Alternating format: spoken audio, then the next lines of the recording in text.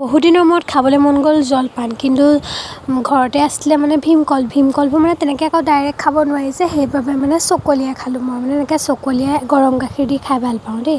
আপোনালোকে বাৰু ভাল পায় নাই? সৰুতে মানে মায়ে মোক এনেকৈ খুৱাইছিলে, মানে তথাপিও আগতে মানে পিচি খুৱাইছিলে, এতিয়া মানে সৰ অকণো লৈ লৈছোঁ দেই গাইছ। এতিয়া আকৌ আপোনালোকে নক'ব আকৌ তই এতিয়া সৰ লৈছোঁ যেতিয়া চৰটো খাবি আৰু।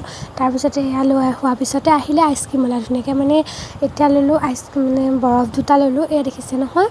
বৰফ দুটা লোৱাৰ পিছতে ধুনীয়াকৈ বৰফটো এইটো খুলি চালোঁ, বৰফ খাই মেলি মোৰ আজি অৱস্থাই বেয়া, পূৰা পানী লাগিছে। তাৰপিছত আবেলি সময়ত গ'লোঁ দোকানলৈ, ইমানেই বতাহ ধুমুহা মাৰিলে ন।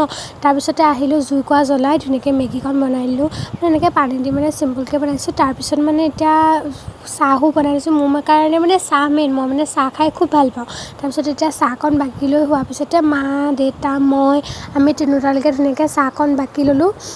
আজি সন্ধিয়া সময়টো মানে এনেকৈ গ'ল। ভিডিঅ'টো শেষলৈকে চোৱাৰ বাবে থেংক ইউ।